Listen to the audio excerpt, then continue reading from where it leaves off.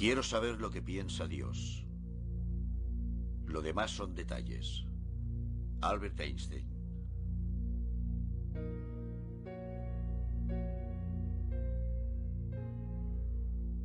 A todas las personas de la Tierra, la tripulación del Apolo 8 tiene un mensaje que desea enviarles. Al principio, Dios creó el cielo y la tierra. La tierra no tenía forma, estaba vacía. La oscuridad se cernía sobre las profundidades y el Espíritu de Dios se movía sobre las aguas. Cuando los humanos salieron por vez primera de la órbita de la Tierra, tenían en mente el concepto de Dios. A pesar de los progresos tecnológicos, la noción que les acompañaba tenía siglos de antigüedad. Para todos, no solo para aquellos astronautas en el espacio, era un viaje espiritual. Y Dios llamó al suelo firme tierra. Y Dios vio que era bueno. Cuando aquella noche miré al cielo, me hice las eternas preguntas. ¿Estamos aquí por casualidad? ¿O existe un creador, una fuerza divina? Durante siglos, la humanidad ha buscado respuestas. ¿Quién está detrás de la obra de la creación? ¿Acaso existe Dios? Y en el caso de existir, ¿se preocupa por nosotros?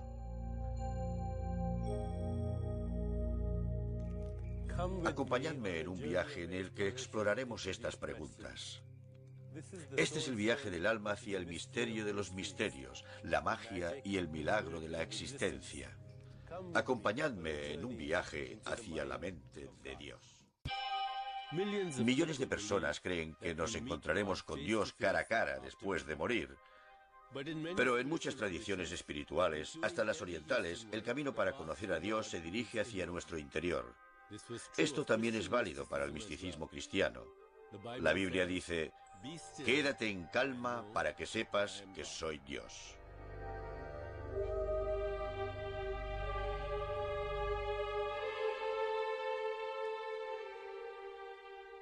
Si Dios existe, Él o ella permite que se produzcan toda clase de tragedias. ¿Por qué?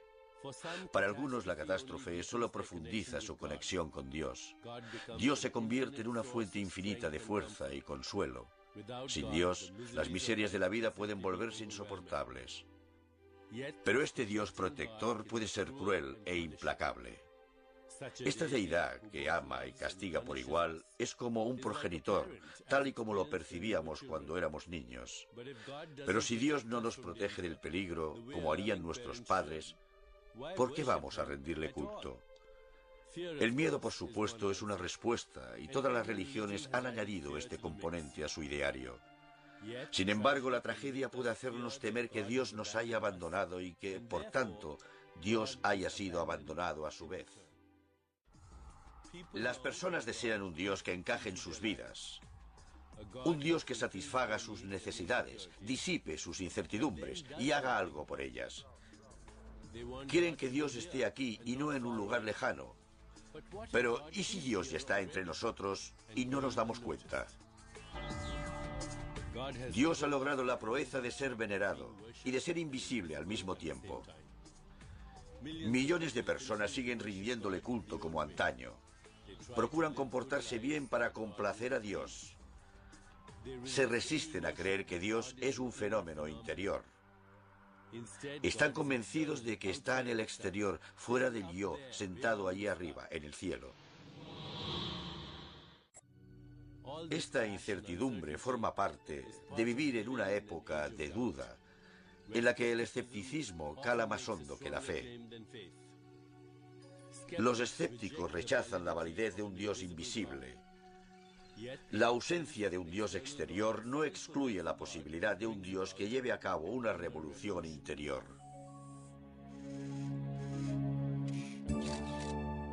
Digamos que es posible conectar con un Dios interior, incluso profundizar la relación y ser uno con Él.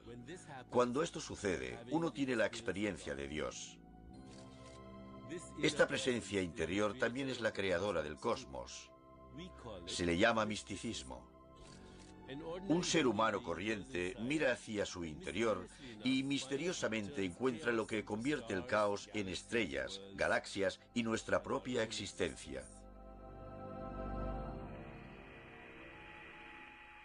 Aquí la tecnología no nos sirve de ayuda. Dios no es un conjunto de datos. De hecho, el universo entero es tan solo un indicio de la existencia de Dios. La respuesta más legítima a la pregunta ¿existe Dios? Es ¿quién lo pregunta? El espectador se halla incluido en lo que ve. Si lo que contempla es bello, también lo es Dios. ¿Es esto la nebulosa hélice u otra cosa? ¿Mira mi ojo un ojo que me mira? En vez de ser Dios una fantasía que heredamos de nuestro pasado, los místicos dicen que el universo es una fantasía y solo Dios es real. Cuando uno conoce a Dios, puede superar el miedo a morir, reafirmar la existencia del alma y darle un significado absoluto a su vida.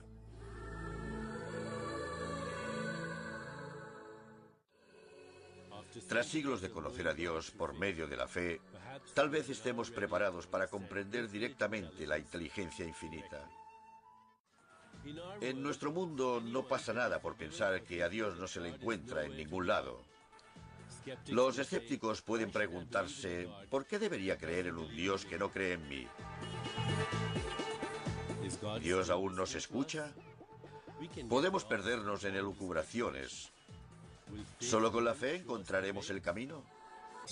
Las diferentes religiones varían en cuanto a la proximidad de Dios y sus sentimientos.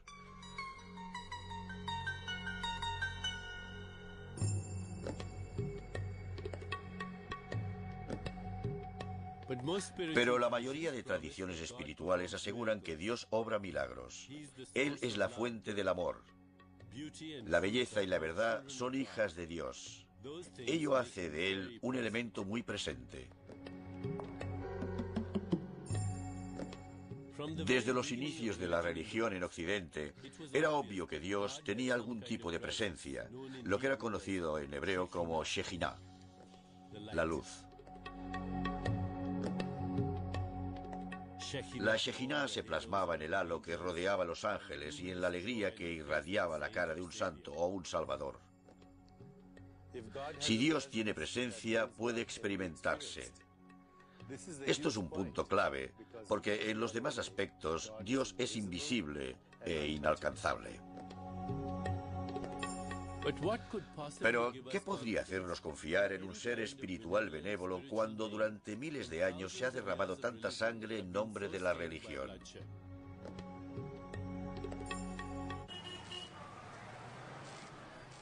Necesitamos un modelo que se inspire en la religión, pero que no se vea supeditado a ella.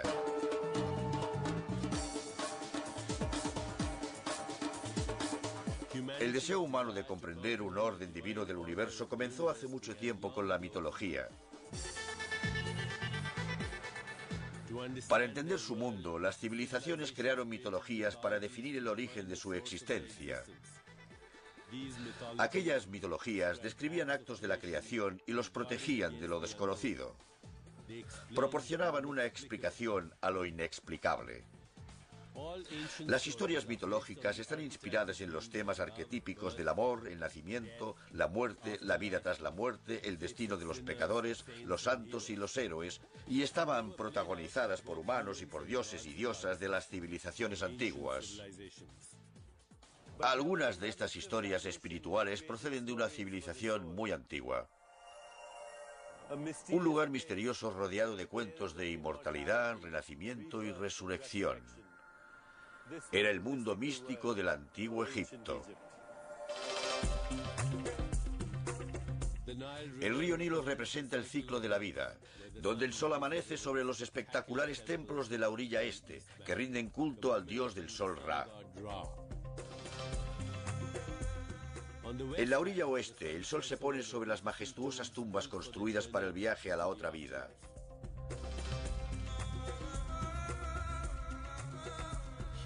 Aquí descubrí un mundo espiritual de seres legendarios. Una de las tres figuras más importantes de la mitología egipcia es Isis, la diosa que representa la fertilidad y la magia. Su marido Osiris fue asesinado y desmembrado en 14 pedazos que fueron esparcidos por todo Egipto. Los poderosos conjuros de Isis resucitaron a Osiris al reconstruir su cuerpo. Osiris se convirtió en el dios del submundo y el juez de las almas humanas tras la muerte. Un tercer dios es Horus, hijo de Isis y Osiris. A Horus se le representa mediante un dios halcón que gobernaba los cielos. Así, en los inicios de la historia, el enjuiciamiento, la resurrección y la reencarnación penetraron en el pensamiento occidental. En el antiguo Egipto, la vida tras la muerte parecía más real que la terrenal.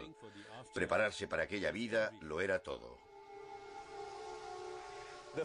Los faraones estaban convencidos de que el alma que no cree en la muerte nunca muere.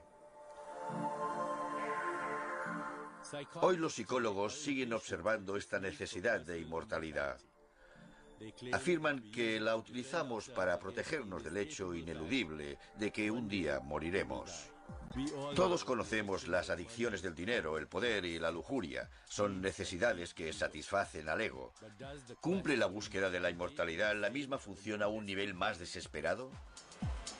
La inmortalidad proporciona al ego una dosis eterna de autoestima y amor incondicional, por no hablar de la superación del miedo a la muerte. Pero si este era el sueño fundamental del ego, no ha funcionado, porque sobre él planea la certeza de que la vida tiene fin. Porque vivir en el mundo material hace innegable el hecho de morir. Pero, ¿y si lo contrario fuera cierto? ¿Y si sentirse inmortales y no vulnerables a la muerte es lo más real que hay en nosotros?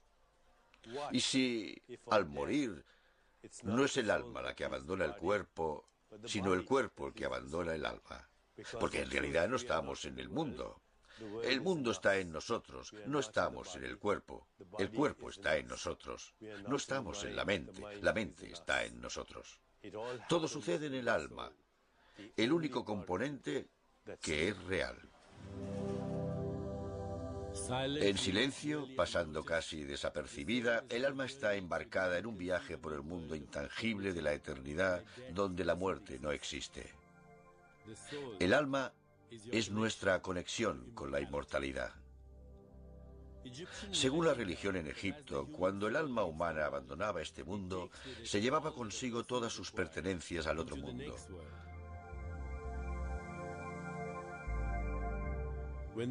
Cuando enterraban a los faraones, lo hacían con sus riquezas y posesiones para que les acompañaran en su viaje a la otra vida. Frente a la gran pirámide de Keops, es casi imposible no notar la presencia de un poder ausente hasta en el rascacielos más alto.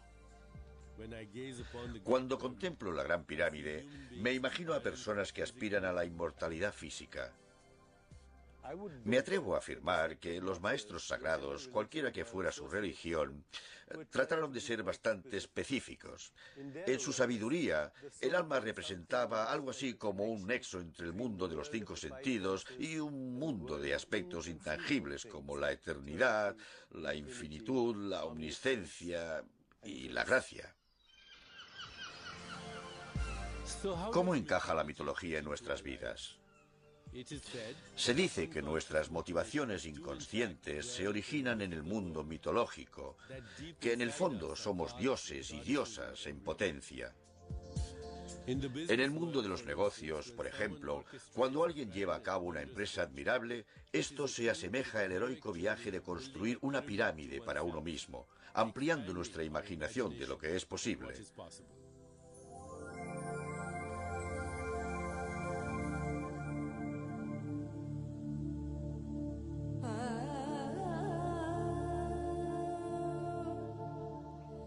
En la India, la mitología ilustra cómo Dios se manifiesta en todo lo humano, animal y mineral.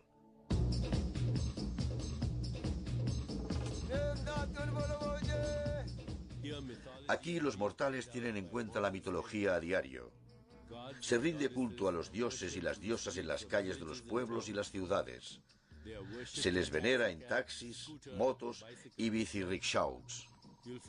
Se les encuentra en todas partes por una razón sorprendente, porque encarnan distintos estados de la conciencia. Encarnan todos los estados del ser a los que aspiran los indios. Un dios es un yo disfrazado.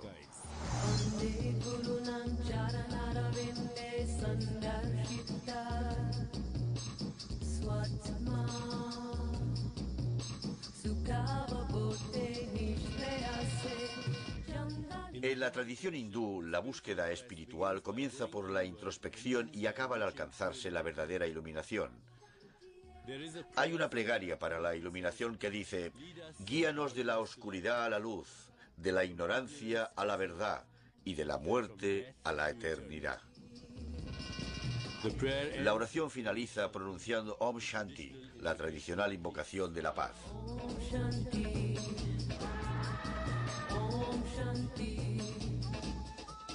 Shanti, Shanti,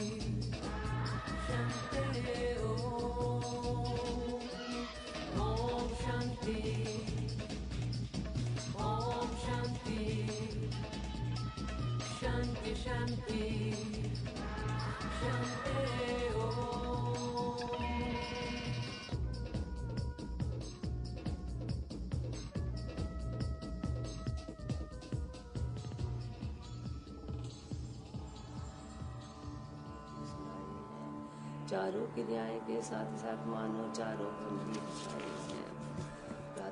Mi madre me leía relatos que podrían considerarse mitológicos, pero que para mí eran más verosímiles que cualquier cosa que existiera en la realidad. De hecho, aquellos relatos me inspiraron a hacer todo lo que he hecho hasta hoy. Me abstraían de lo mundano a lo mágico, donde todo era posible. ¿Qué son la lealtad y la compasión? Son Hanuman, el dios mono que levanta una montaña y se la lleva a un hombre agonizante para que una hierba pueda curarle. ¿Qué es el amor romántico? La devoción de Rama y Sita, que es más fuerte que la muerte. La mitología me abstraía de lo mundano a lo mágico, haciéndome comprender que ambos se encontraban en mí. Podía volar por el aire. Podía asistir a milagros y curaciones. Podía experimentar la casualidad, la transformación y la magia. Todo lo que me rodeaba apuntaba a elementos mitológicos.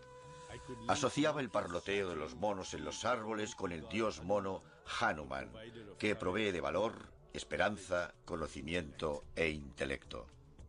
Luego estaba Shiva, que representa la destrucción, pero también el potencial de la renovación y la resurrección.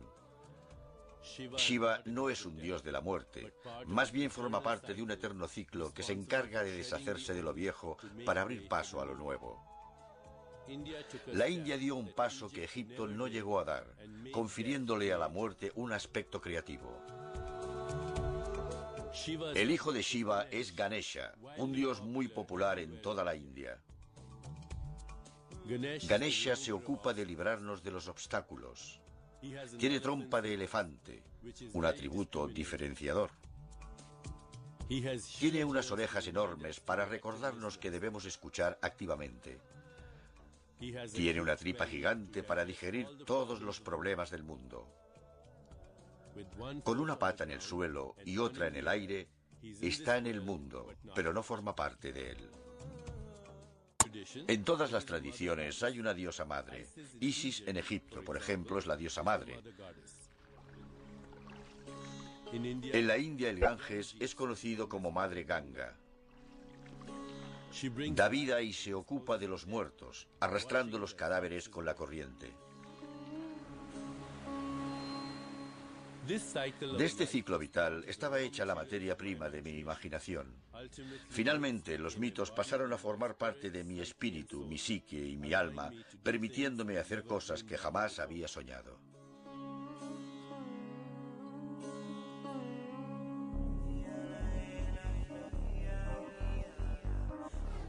Mientras que las deidades de muchas civilizaciones adoptaban la forma de animales y otras criaturas, Los griegos y los romanos veneraban a dioses creados a partir de los cánones de belleza del cuerpo humano.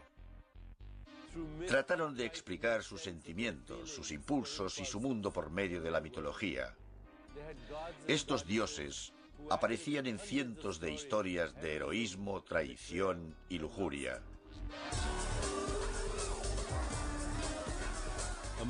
Entre ellos se encontraba Afrodita, la diosa del amor y el deseo sexual, Venus para los romanos.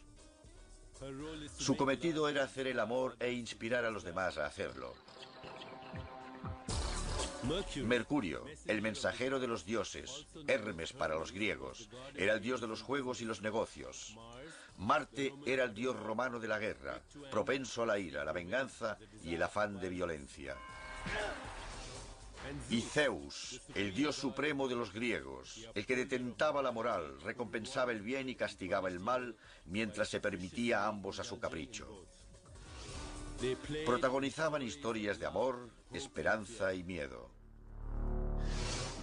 Durante siglos, la mitología convertía lo sagrado en real, una fuente de poder supremo. Hoy, ¿qué vemos en su lugar? Una sociedad que socava sus mitos para construir una ciudad como Las Vegas. Si uno quiere encontrar un mito aquí, solo tiene que registrarse en un hotel casino. Para la mayoría, la mitología no responde a la pregunta fundamental: ¿quién es Dios? Lo normal de la vida moderna es dejar a un lado la mitología y creer que todo lo que sucede en la naturaleza es casual, caótico y aleatorio. Los antiguos mitos pueden ser reemplazados por una nueva espiritualidad, en la que la unión con Dios es su mayor atracción. En esta imagen de Dios, la divinidad llega a nosotros a través de nuestros pensamientos y sentimientos. La imagen de Dios, como un patriarca de barba blanca sentado en su trono en el cielo, es muy limitada. Ya no imaginamos a Dios a nuestra semejanza. Lo que imaginamos es la infinitud. Conocer la infinitud es la conciencia de la unión, donde no se nos puede diferenciar de Dios. Es como si pudiéramos ver una película, aparecer en ella y ser la película al mismo tiempo. Si preguntamos ¿quién es Dios y quién eres tú?, solo hay una respuesta: soy yo. En la mitología, los lugares sagrados nos transmiten que somos criaturas maravillosas que deberíamos estar haciendo cosas maravillosas. Lo podemos ver en el Centro Espacial Kennedy, donde hay un cohete de dimensiones abrumadoras. Pero el cohete también es una idea, la idea de que descubriremos nuestros orígenes y nuestra familia cósmica.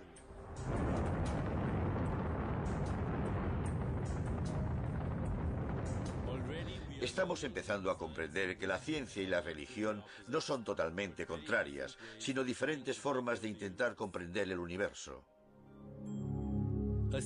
Una sola bacteria descubierta en el espacio puede hacernos revisar el origen de la vida. La aventura espacial también responde a nuestra necesidad de saber que seguimos siendo sagrados. Tendemos la mano para alcanzar la de Dios. Este juego de luces es un indicio del Big Bang, un fenómeno de gran precisión que, de haber variado el equilibrio entre las fuerzas básicas de la naturaleza, aunque fuera por una millonésima de grado, no existirían las estrellas, ni las galaxias, ni ninguna de las formas exquisitas de la vida. ¿Cómo no podemos reconocer la inteligencia que hubo detrás de esa precisión? La nave Voyager sacó una fotografía de donde procedía al salir del sistema solar en un viaje que quizá dure más que la propia Tierra. Hoy hemos llegado al espacio exterior. Solo falta que alguien pueda escucharnos. Nada hay más fascinante que ver cómo los límites de la ciencia se difuminan en lo espiritual. Pero, ¿puede la ciencia satisfacer los requisitos de objetividad cuando se trata de Dios? Contemplar la creación ya demuestra la existencia de Dios. Para Albert Einstein podemos saber lo que piensa Dios estudiando el universo, no como una entidad, sino como un conjunto de leyes y principios. Einstein transformó el tiempo y el espacio en entidades fluidas, y una vez esto fue así, el tiempo podía ir hacia atrás, congelarse o desaparecer del todo.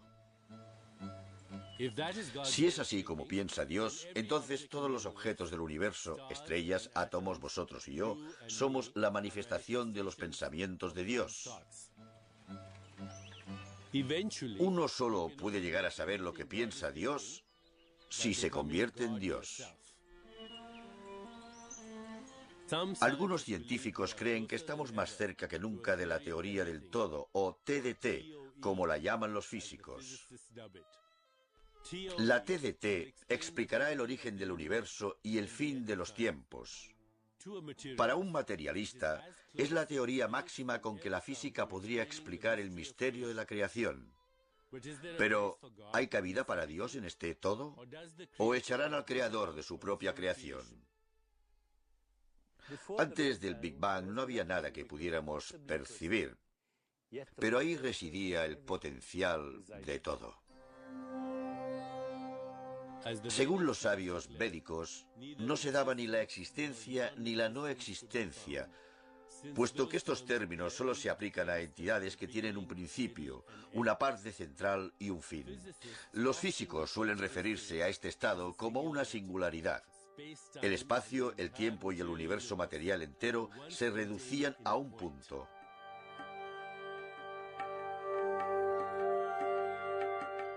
Este es el punto de la realidad virtual, o el dominio virtual, o el dominio no local. Un lugar más allá del tiempo y del espacio, y, por tanto, inimaginable como un lugar.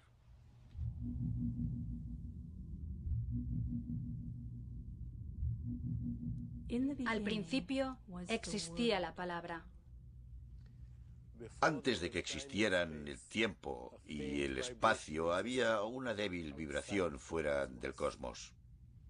Y la palabra era Dios. Esta vibración lo contenía todo. Todos los universos, todos los sucesos, todo el tiempo y el espacio. Al principio existía la palabra, y la palabra era Dios.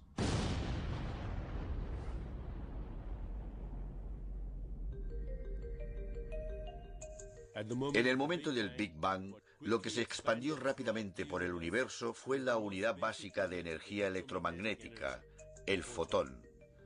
Para un físico experimental, un fotón es un quantum de luz. Ahora mismo, a la velocidad de la luz, los fotones se encuentran en el límite del universo en expansión. Cuando queremos conocer a Dios, nos encontramos con el mismo problema que cuando queremos saber qué hay fuera del universo. Sin llegar a atisbar ese otro mundo, podemos observar objetos que nos conduzcan a él, como un agujero negro. Se cree que los agujeros negros son los restos de estrellas que sufrieron un colapso. Su gran concentración de masa genera un campo gravitatorio tal que rompe la continuidad del espacio, dando lugar a una ventana en el límite de la infinitud. Ni la luz puede escapar a esta fuerza gravitatoria. Lo que queda es solo oscuridad. Cuando los fotones de luz y cualquier otra forma de energía son absorbidos por un agujero negro, desaparecen de nuestro universo. Esto significa que van a alguna parte. Por tanto, podrían volver a nosotros por medio de agujeros blancos, una obra de la creación al igual que el Big Bang. Pero no conocemos a Dios hasta ese punto. Hay otras dimensiones que existen fuera del cosmos, pero tampoco tenemos acceso a sus leyes, porque de intentarlo tendríamos que renunciar a las nuestras. Por esta razón, el cuerpo y la mente no sobrevivirían si pasáramos por un agujero negro o viajáramos a mayor velocidad que la luz. Si intentáramos atravesar uno, no podríamos. El tiempo se ralentiza, la masa aumenta y el espacio se curva.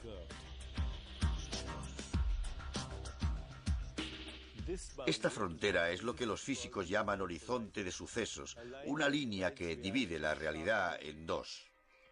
A este lado, la información y la energía pueden viajar como máximo a la velocidad de la luz, unos 300.000 kilómetros por segundo. Al otro lado, el espacio, el tiempo, la energía, la información y la materia pasan a ser un ente inseparable. Todo se correlaciona y se conecta instantáneamente con todo lo demás.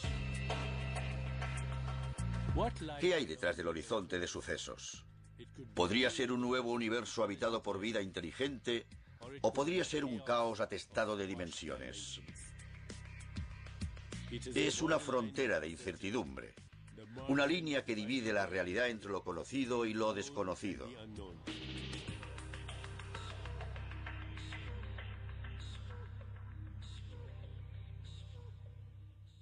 Incluso el cerebro humano tiene su propio horizonte de sucesos. Es el límite hasta que los fotones se organizan en forma de pensamientos. Debemos cruzar al otro lado para encontrar a Dios.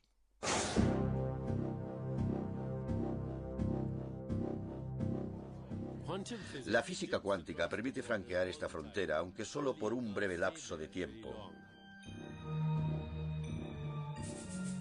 Cuando un acelerador de partículas bombardea dos átomos, haciendo que una partícula subatómica salte de su lugar durante unas millonésimas de segundo, se ha cruzado el horizonte de sucesos. La ciencia ha rastreado hacia atrás la evolución hasta llegar a la creación. 8, 7, 6, 5. De todas las pistas que Dios nos dejó, la más importante es la luz. La Shejinah. La primera prueba nuclear fue llamada Trinity. La ciencia había descubierto la luz detrás del poder de la creación y la destrucción. Al dividir el primer átomo, los científicos, para su asombro, asistieron a una experiencia mística. El físico Robert Oppenheimer citó las escrituras hindúes del Bhagavad Gita, en las que Krishna convence al héroe Arjuna a conducir a miles de hombres a la muerte en la batalla. Me he convertido en la muerte, el destructor de mundos.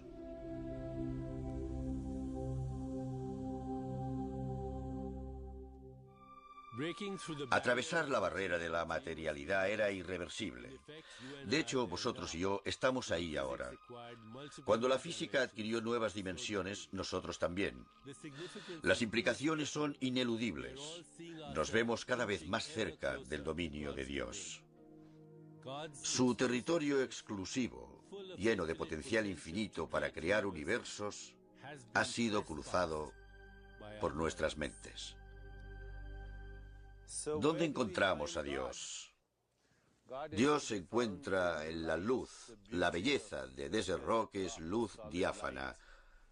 Un impulso de amor es luz tierna. La transmisión de una neurona en el cerebro es una ráfaga instantánea de luz invisible. Por desiguales que parezcan en esencia, todas las cosas se derivan de la misma materia primigenia. Nuestra visión no puede organizarse si no es en torno a la luz. Las mismas respuestas del cerebro que nos permiten ver un árbol como un árbol en vez de un enjambre espectral de átomos, también nos permiten experimentar a Dios. Afortunadamente, las cosas más sólidas y fiables de la existencia participan del misterio de Dios. Si creéis en una piedra, es que creéis en Dios. El mundo material está lleno de objetos familiares que podemos ver, sentir, tocar, saborear y oler. Cuando estos objetos se reducen al tamaño de los átomos, nuestros sentidos nos fallan. Surge un nuevo nivel de la realidad. Es extraño levantar la mano y pensar que a un nivel más profundo es un conjunto de vibraciones invisibles que tienen lugar en un vacío. A nivel atómico, todos los objetos son en un 99,99% espacio vacío. Los electrones son vibraciones que se originan y se extinguen millones de veces por segundo. Por tanto, el universo entero es un espejismo cuántico que se origina y se extingue millones de veces por segundo.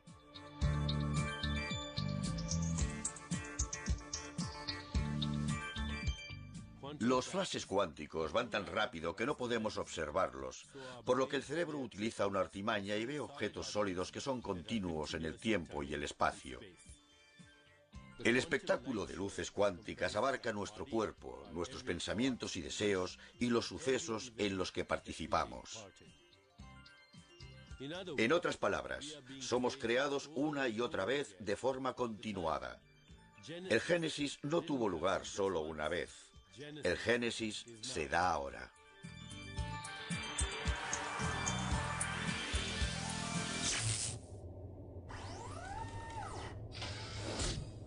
El átomo no es como una materia sólida. Más bien es como un sistema solar. Podemos obtener más pistas sobre el enigma de la creación a partir de un aparato corriente, un televisor. Cuando me levanto de la silla y cruzo la habitación, parece que mi cuerpo se desplace. Pero a nivel cuántico no ocurre nada de eso. Una serie de partículas virtuales lanzan destellos que crean la ilusión del movimiento. No hay nada que se mueva de izquierda a derecha en esta pantalla.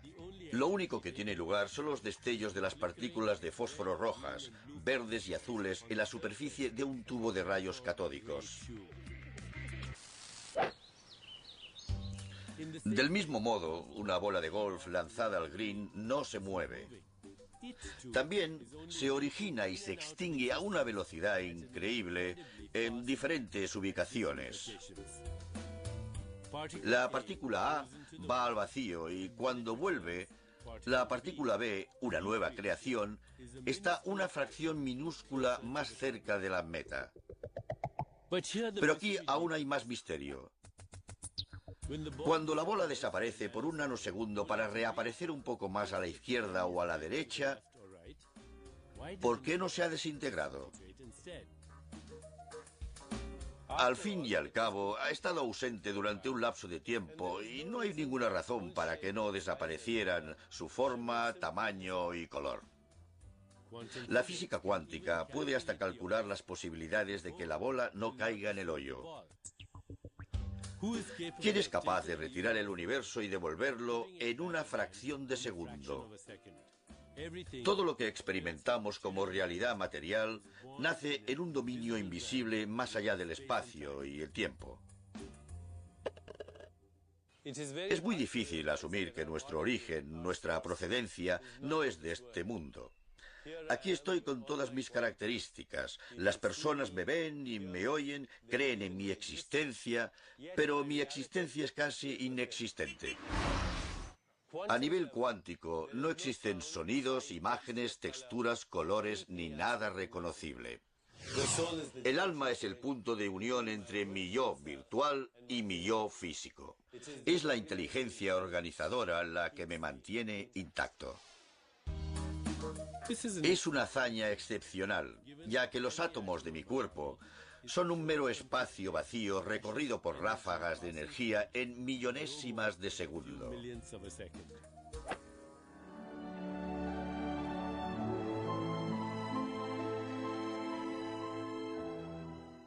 Este es el poder de la creación, una fuerza que juega con nuestra existencia en un abrir y cerrar de ojos, donde el polvo crea estrellas, las estrellas se convierten en mundos y los mundos dan lugar a la materia orgánica del ADN.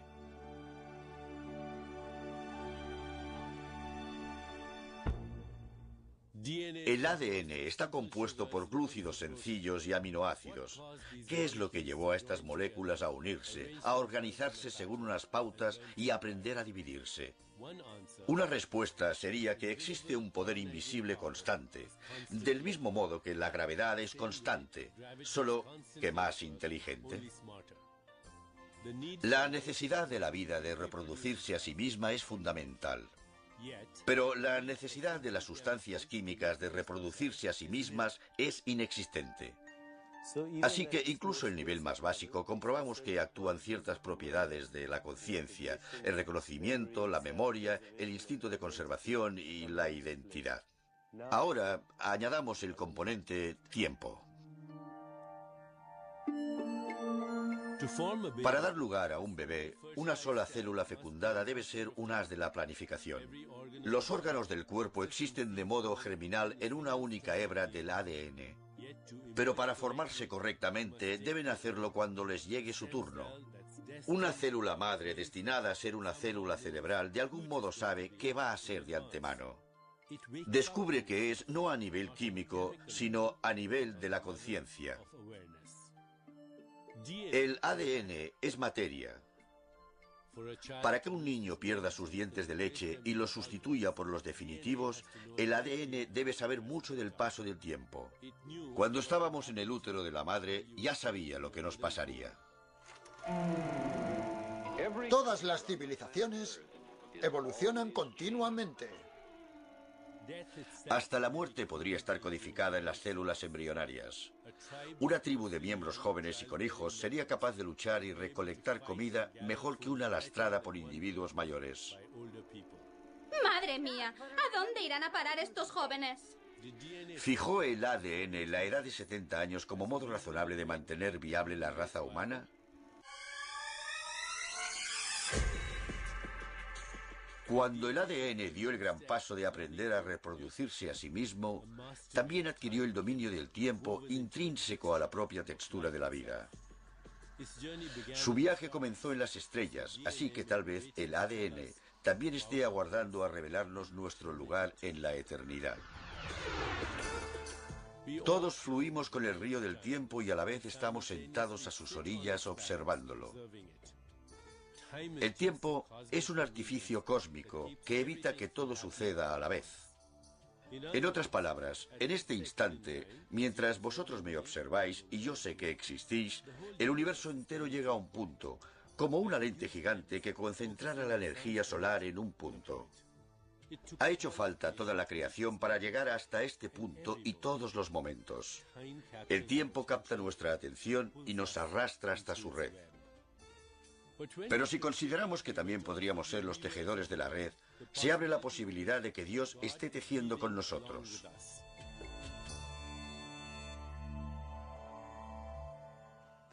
La planificación del ADN es uno de los secretos de la evolución de la mente humana. La mente interpreta el mundo y lo dota de significado.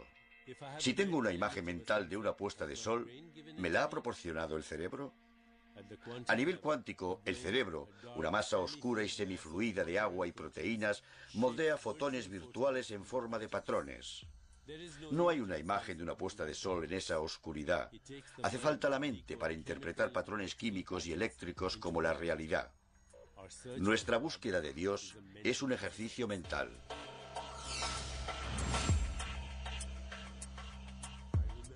En el interior del cerebro, los impulsos eléctricos se producen en todas partes y se desplazan a medida que surgen nuevos pensamientos. Nuestro cerebro es como una centralita telefónica que recibe 1000 llamadas cada segundo. Producir un pensamiento es más complejo que distinguir un mensaje entre todas las llamadas que se realizan en el mundo. En medio de este torbellino de sustancias químicas y electrones, ¿dónde está la mente? Los neurólogos no la han encontrado, ni siquiera algo tan corriente como un recuerdo. Sabemos que el cerebro tiene algo que ver con los recuerdos, pero ¿dónde están esos recuerdos antes de que los experimentemos en la conciencia? ¿Están almacenados en el cerebro? Suponemos que sí, pero nadie sabe cómo. Nadie duda de que el cerebro consuma energía.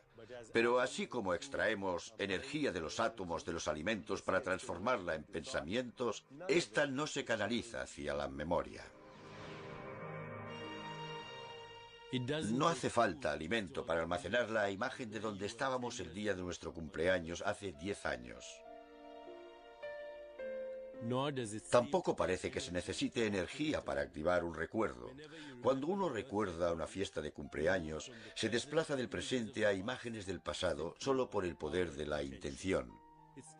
Es un teletransporte a nivel mental. En el ojo de la mente veo una escena de mi infancia. Me veo absorbido por ella, por los sonidos, las imágenes y los aromas. Pero para la mente no hay gran diferencia entre experimentar un recuerdo y vivir el suceso. ¿En qué parte del cerebro podemos encontrar la creatividad, el conocimiento, la toma de decisiones, la inspiración, la intuición, la comprensión, la imaginación o el espíritu? El cerebro no puede crear las cualidades que nos hacen más humanos. Recordad que una neurona está compuesta por moléculas que no son sólidas, sino que son patrones de energía invisible con la apariencia de partículas. Si profundizamos aún más, estos patrones desaparecen, la energía se desvanece en forma de vibraciones espectrales hasta desembocar en la nada. ¿Puede almacenarse la memoria en la nada? La respuesta es sí. Y la nada, el vacío entre la materia, es el mejor lugar para tal fin, ya que este mismo vacío es el que crea todos los patrones y el orden en el cosmos. Afortunadamente para nuestros cerebros, son receptores increíblemente sensibles de la información procedente del vacío cuántico. El cerebro proporciona algo más que cordura y un sentido a las cosas, nos proporciona todo un mundo. Presidiendo este mundo que hemos creado, hay un Dios que lo abarca todo. La mente no se halla delimitada por el tiempo y el espacio. Cada punto del vacío contiene el todo. El espacio sináptico entre dos terminaciones nerviosas en el cerebro encierran el potencial de toda la experiencia. Como dijera un neurólogo visionario, Dios está en la sinapsis. Sin la mente humana, solo habría una sopa cuántica, millones de impresiones sensoriales aleatorias. La genialidad creativa produce obras maestras al abrir la mente a regiones de la conciencia desconocidas en la vida cotidiana. Mozart compuso una sinfonía a los 9 años y su primera ópera a los 12. Un prodigio no sale de la nada. Se forma a partir de una inteligencia invisible que ha acelerado el proceso de aprendizaje más rápido de lo normal. Si quienes somos es un regalo de Dios, en lo que nos convirtamos es nuestro regalo a Dios. La genialidad es una ventana a infinitas posibilidades. Todos partimos del mismo potencial para ser genios. La capacidad creativa de la mente transforma una cacofonía sin ton ni son en una elegante melodía orquestada. Si la mente de Dios es la genialidad llevada al infinito, entonces percibe un orden total en todos los sucesos. El caos es solo una ilusión. Es lo que vemos cuando no vemos más allá de nuestro alrededor. Cuando desaparece la ilusión del tiempo, es posible ver más allá del presente. Algunos hasta experimentan la clarividencia, la capacidad de ver el futuro.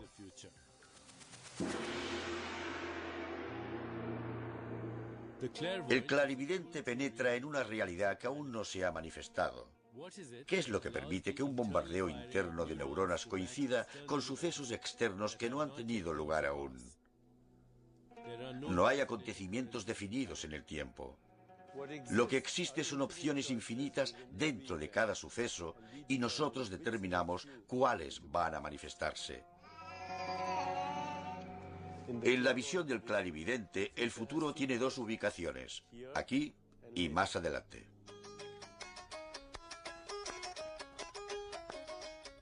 Los grandes sabios y profetas viven en esta conciencia expandida donde no existen el pasado, el presente ni el futuro, y todo está conectado. Son como hebras de ADN de toda la raza humana, o el tejido conjuntivo en una red de almas.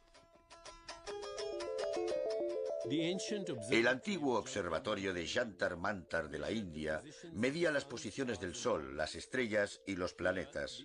Según la astrología hindú Jyotish, la información codificada en la energía tiene su importancia, puesto que afecta a la existencia humana. Jyotish significa luz, y la luz es la portadora de los sucesos en el tiempo. El futuro se anuncia por medio de la luz. El astrólogo interpreta los fotones que forman patrones exactos que acabarán produciéndose como sucesos en el tiempo. La clarividencia ofrece un atisbo en la mente no limitada por el tiempo. Este es el último prodigio de algo tan básico como el bombardeo de fotones al cerebro. Cualquier momento puede ser un portal hacia infinitas posibilidades. Si todo ocurre por una razón, la clave es averiguar de qué razón se trata. Una pista podría residir en las coincidencias.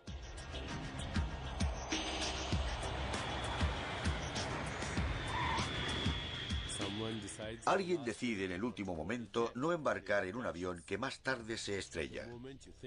O uno piensa en un amigo que no ha visto en años y de repente este llama. A estas coincidencias significativas se las suele denominar sincronicidades. Cuando el tiempo se rige según un destino, parece que detrás de ello haya una mano invisible. Preguntádselo si no a dos desconocidos que se enamoran a primera vista. Yo mismo he experimentado a menudo estas sincronicidades. Un pasajero sentado a mi lado puede ser la voz que necesito oír para solucionar un problema, o la pieza que falta en un rompecabezas que hay que resolver. ¿Está Dios aquí? No hay que ir fuera de uno mismo para encontrar a Dios. Dios está en todas partes, hasta dentro de uno mismo.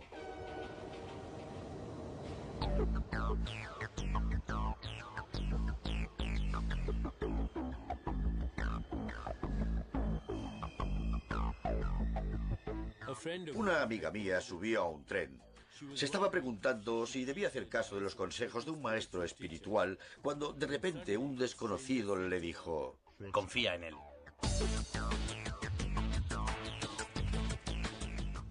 Creo que las coincidencias son mensajes de lo no manifiesto. Interrupciones repentinas de la vida superficial por un nivel más profundo. En el plano científico, no obstante, sospecho que nunca se producen coincidencias. En la realidad espiritual, todo ocurre porque hay una intención detrás. Todo en el mundo tiene un significado. Estamos tan habituados a aceptar el mundo tal como es que pasamos por alto nuestro papel creativo en él.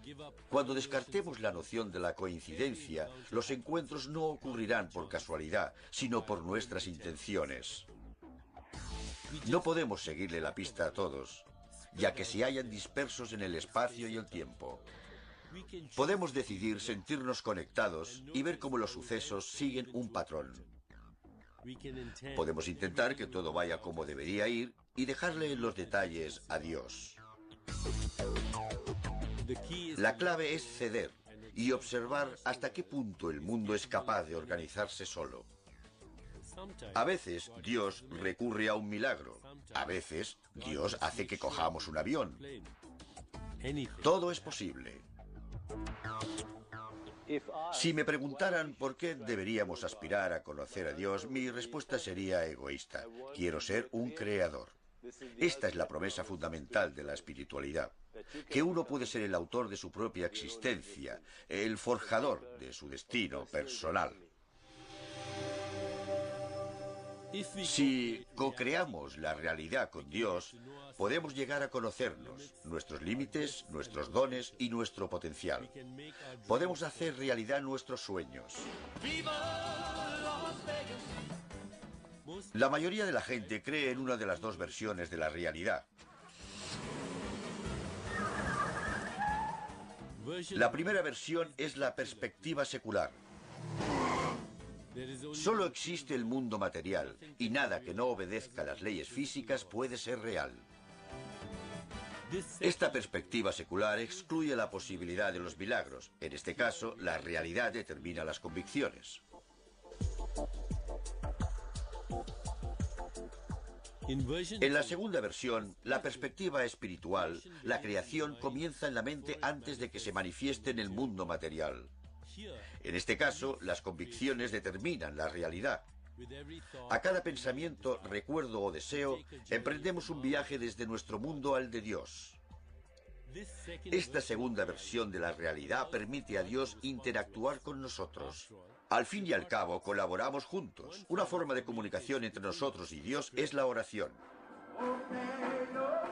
Para muchos creyentes, la oración es un viaje hacia la conciencia, donde ya no están determinados por los límites del cuerpo. La oración tiene el potencial de alterar sucesos externos al conectar lo físico con lo metafísico. Para mí, rezar no es místico. Es más bien un experimento espiritual, una forma de asegurarnos de que seguimos siendo sagrados.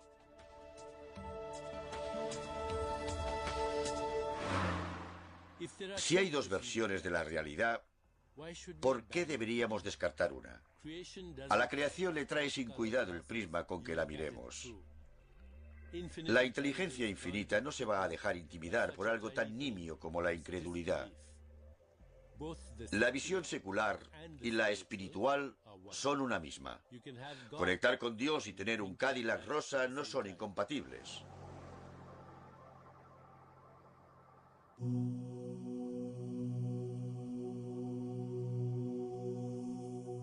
Dios no deja huellas visibles en el mundo. Pero si uno retira las capas de materialidad y se mira, ¿qué ve? El hecho de que pueda ser el rey no describe al verdadero yo. Es solo un papel que interpreta en ese momento. Debajo, uno es un intérprete de papeles eterno y atemporal. Si esto es el alma, la pregunta ¿quién soy yo? Adquiere una nueva dimensión. Cuando accedemos al alma, que es lo mismo que llevar a cabo una profunda introspección, somos capaces de escuchar en silencio a los mensajes sutiles de la sabiduría y la orientación. Cuando nuestra mente se une a la de Dios, nos damos cuenta de que Dios está en todas las cosas, de que somos eternos. Desde la perspectiva humana, es un viaje infinito que nos lleva a habitar finalmente el mundo de Dios como el nuestro propio. Pero desde la perspectiva de Dios, nunca se ha llegado a producir la separación. Todas las mentes están unidas a la de Dios desde siempre.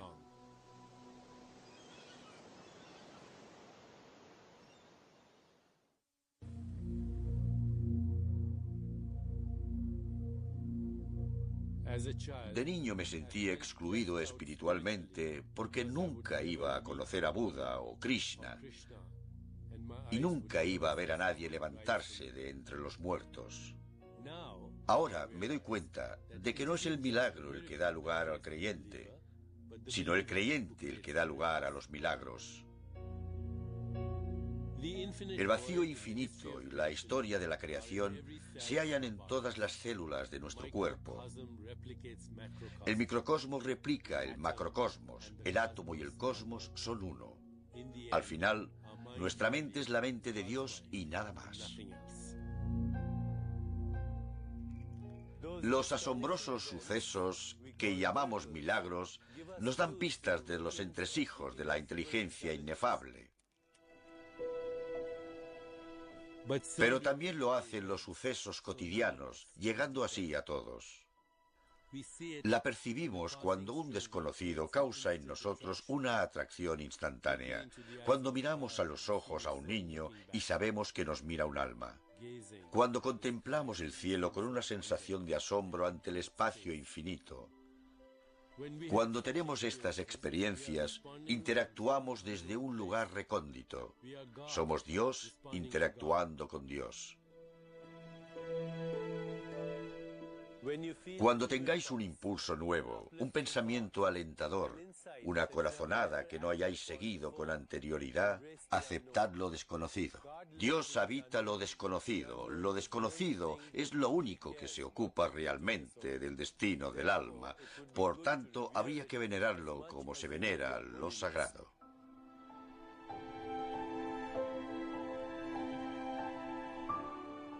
Hacia 1890, el jefe Pie de Cuervo, un indio pies negros, agonizaba.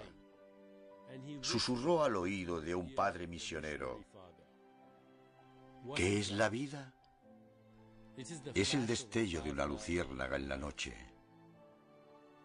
Es el aliento de un búfalo en invierno.